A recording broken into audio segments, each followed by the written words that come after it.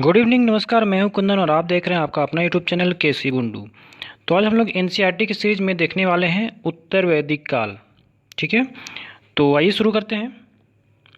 देखिए, फर्स्ट है, राजा का चुनाव जनों द्वारा होता था, लेकिन 3000 साल पहले यह व्यवस्था बदलने लगी।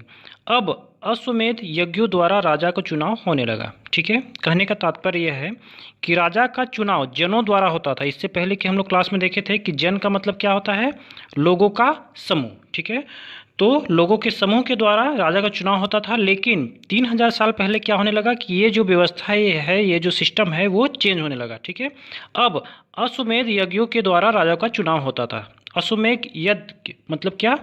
अश्वमेध यज्ञ में राजा यज्ञ करके अश्व यानी कि घोड़े को विचरण हेतु छोड़ देता था, और जो भी व्यक्ति या राजा उस घोड़े को पकड़ता था उसके साथ राजा को युद्ध करना पड़ता था।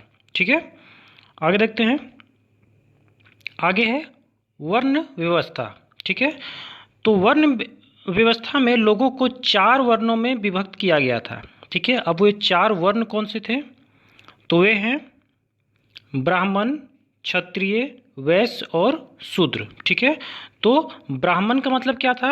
वेदों का अध्ययन या अध्यापन करने वाला। ठीक है, तो ब्राह्मण क्या करते थे? वेद का अध्ययन या अध्यापन करते थे, यानी कि वेद को अध्ययन करते थे या फिर उसको वो किसी दूसरे को शिक्षित करते थे। ठीक है, यानी अध्यापन करते थे।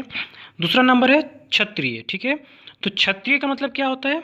शासक वर्ग, जिनका काम युद्ध करके लोगों की रक्षा करना था। ठीक है, तीसरा है वैश्य। वैश्य वैश्य का मतलब क्या था?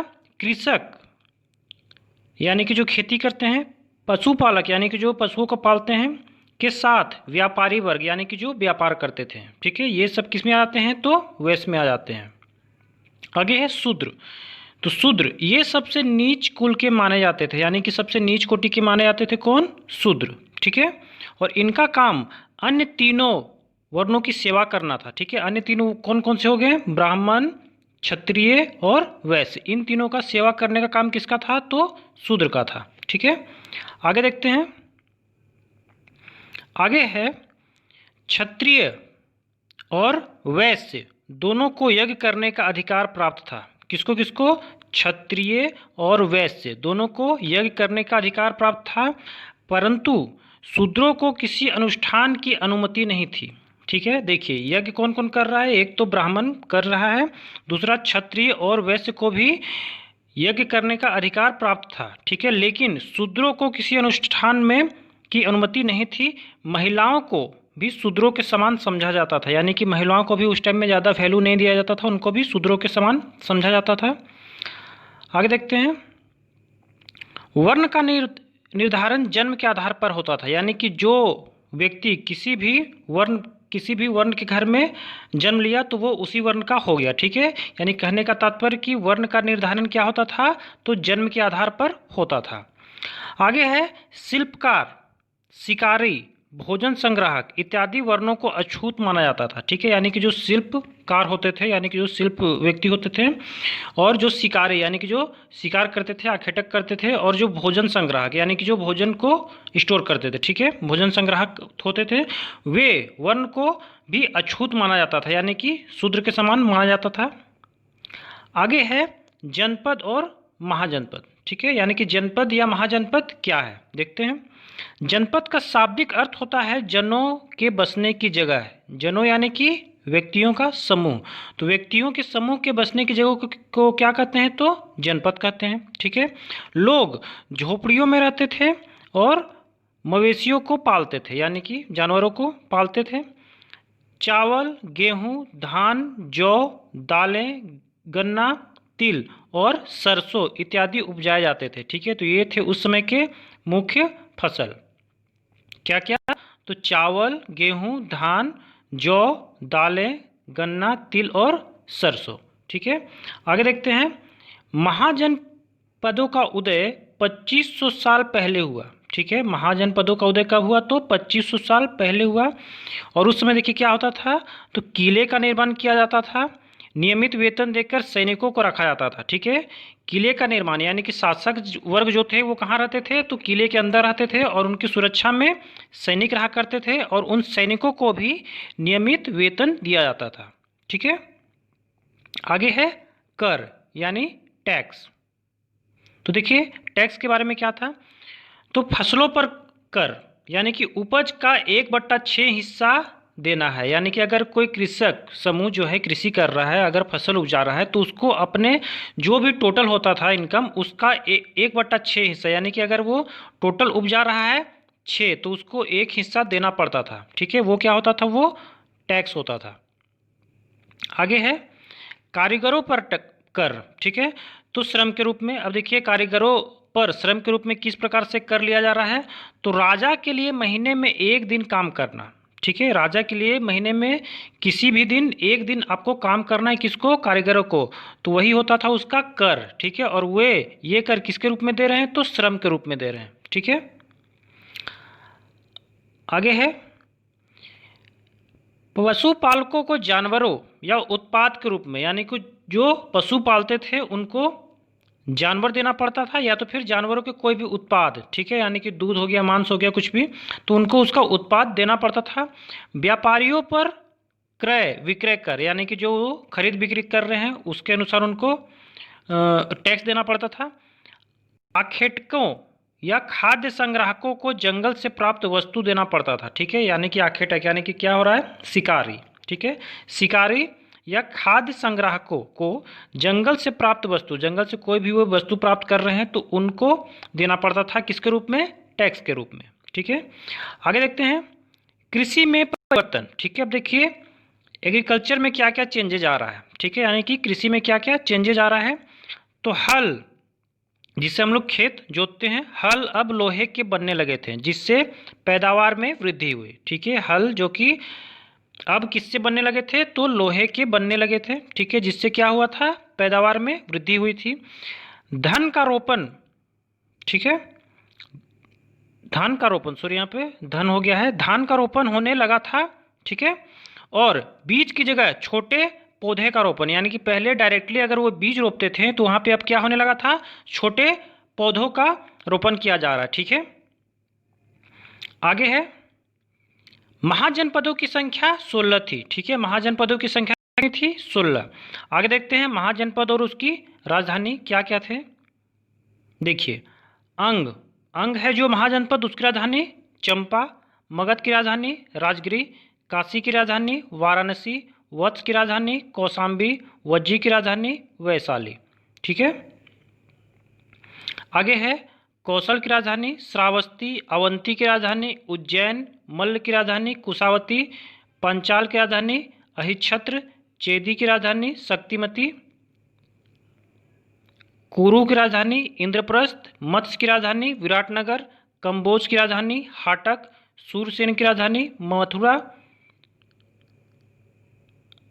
अस्मक की राजधानी पोटली और गांधार की राजधानी तक्षशिला। ठीक है, तो ये क्या थे, ये 16 महाजनपद थे और उनके साथ में यहाँ पे दिया गया था राजधानी। ठीक है, तो आप वीडियो को रिवाइंड करके एक बार देख लीजिएगा और आप नोट कर लीजिएगा। ठीक है, आगे देखते हैं, आगे है मगध। ठीक है, तो 16 महाजनपदों में एक क्या था, मगध। ठीक है, तो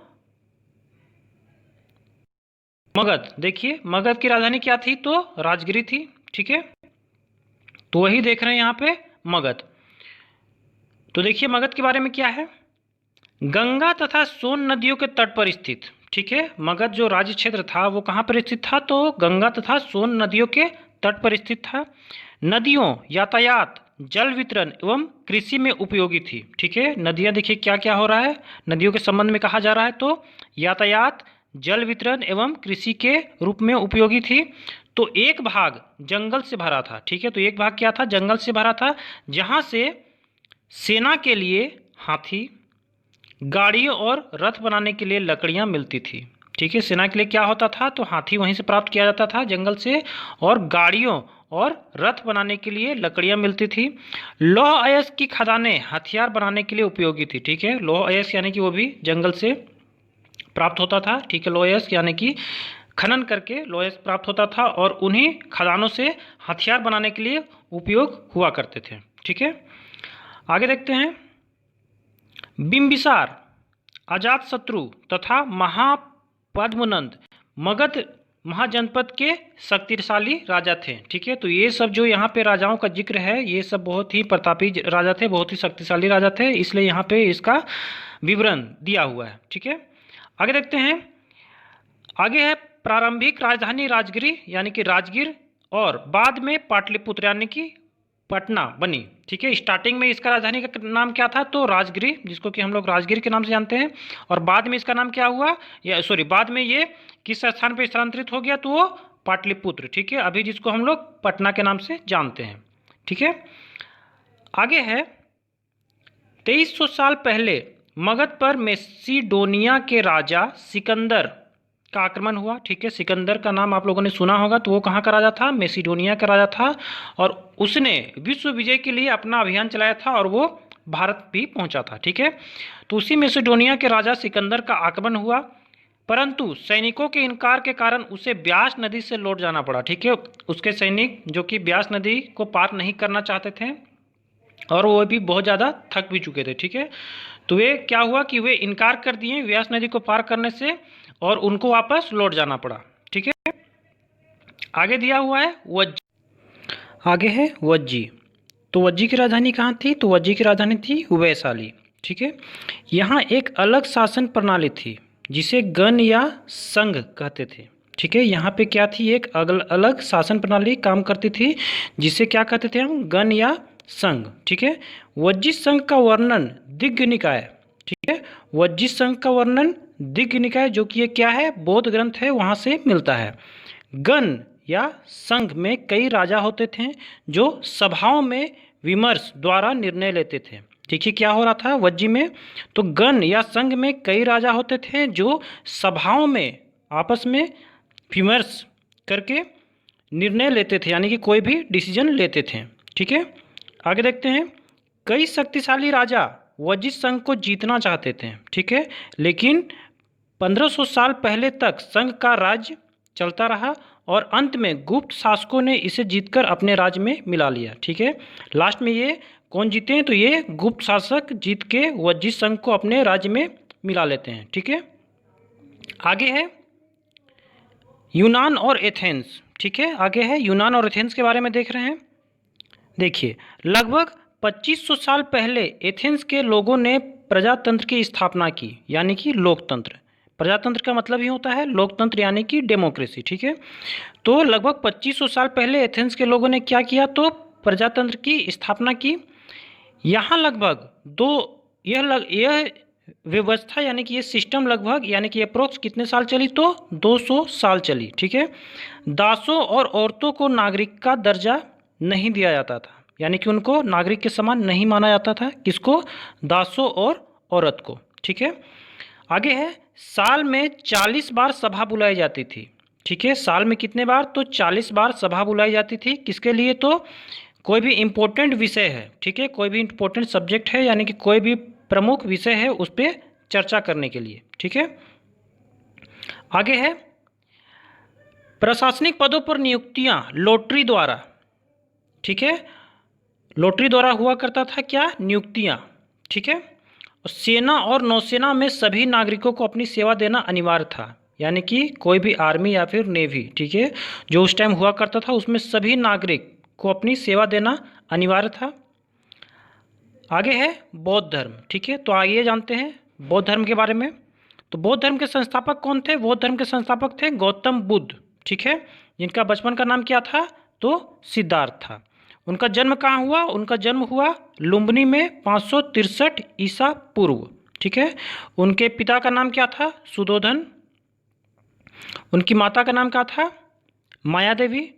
ठीक है, वे जब अपने गृह को त्यागे, ठीक है, यानी कि वो जब अपने घर को छोड़ें, तो उस घटना को बौद्ध धर्म में क्या कहा जाता है, तो उस घटना को कहा जाता है महाविनिष्क्रमण। ठीक है, आगे है प्रथम उपदेश कहाँ दिया, तो सारनाथ में दिया। ठीक है, तो जो उन्होंने प्रथम उपदेश दिया था उस घटना को बौद्ध धर्म में कहा जाता है धर्मचक्र प्रवर्तन। ठीक है। आगे है मृत्यु, तो उनकी जो मृत्यु हुई थी वो हुई थी कुशीनारा नामक जगह में, ठीक है। और कब, तो 483 ईसा पूर्व, ठीक है। और इस घटना को बौद्ध धर्म में कहा जाता है महापरिनिर्वाण, ठीक है। आगे देखते हैं। आगे है शिक्षा, यानी कि उन्होंने अपनी शिक्षा किन शब्दों में दी है, ठीक है। तो वे शब्द हैं, जीवन दुखों से भरा हुआ है, लालसा तृष्णा से मुक्ति का माध्यम आत्म संयम है, ठीक है। उनके द्वारा जो शिक्षा दी जा रही है वो क्या है, जीवन क्या है, दुखों से भरा हुआ है, लालसा यानी कि जिज्ञासा, और तृष्णा से मुक्ति का मार्ग यानी कि माध्यम क्या है, तो आत्म संयम है, ठीक है। ये किनके द्वारा बताया गया है, तो गौतम बुद्ध के द्वारा, ठीक है। आगे देखते हैं। आगे है उपनिषद, ठीक है। उपनिषद का शाब्दिक अर्थ क्या होता है, तो गुरु के समीप बैठना, ठीक है। इसमें मृत्यु के बाद के जीवन पर चर्चा है तथा आत्मा के अस्तित्व का परिचय प्राप्त होता है, किसमें, उपनिषद में, ठीक है। तो देखिए उपनिषद में क्या हो रहा है, मृत्यु के बाद के जीवन पर चर्चा है, यानी कि मृत्यु के बाद भी अगर कहीं पे जीवन है तो उसकी चर्चा कहाँ पे की जा रही है, तो उपनिषद में की जा रही है। और आत्मा के अस्तित्व का परिचय प्राप्त होता है कहाँ पे, उपनिषद में, ठीक है। आगे है, इसमें सामान्य ज्ञान चर्चाओं का उल्लेख है, जिनमें सामान्यतया पुरुष ब्राह्मण और राजा भाग लेते थे, ठीक है। इसमें क्या होता था, तो ज्ञान चर्चाओं का उल्लेख होता था, ठीक है। और इसमें कौन कौन भाग लेते थे, तो पुरुष ब्राह्मण, ठीक है, पुरुष ब्राह्मण और राजा भाग लेते थे। लेकिन उसमें क्या है, गार्गी जैसी महिलाओं का भी उल्लेख है, ठीक है। ये क्या है, अपवाद है कि उसमें गार्गी जैसी महिलाओं का भी उल्लेख हो रहा है, या हालांकि इसमें महिलाएं जो हैं भाग नहीं लेती थी, लेकिन इसमें क्या है, एक अपवाद के रूप में गार्गी जैसी महिलाओं का भी उल्लेख आता है। आगे है, निर्धन वर्ग के लिए सत्यकाम जाबाल एक अपवाद है, ठीक है। निर्धन वर्ग उसमें पार्टिसिपेट नहीं करते थे, भाग नहीं लेते थे, लेकिन क्या हो रहा है, यहाँ पे एक अपवाद स्वरूप एक क्या आ रहा है, सत्यकाम जाबाल, जो कि क्या था, निर्धन वर्ग से था, यानी कि गरीब था, जो गौतम जो कि ब्राह्मण थे उनका क्या था, शिष्य था, ठीक है। आगे देखते हैं पाणिनि, ठीक है। पाणिनि के बारे में जानते हैं, तो संस्कृत व्याकरण की रचना, ठीक है। पाणिनि ने क्या किया था, तो संस्कृत व्याकरण की रचना की थी इन्होंने, और स्वर और व्यंजन, ठीक है, स्वर तथा व्यंजनों को विशेष क्रम में रखकर सूत्रों की रचना की थी, किसने, तो पाणिनि ने, ठीक है। तो आज के लिए इतना ही। अगर आपको वीडियो अच्छी लगी हो तो प्लीज़ चैनल को सब्सक्राइब और वीडियो को लाइक और शेयर जरूर कीजिएगा, ठीक है। धन्यवाद।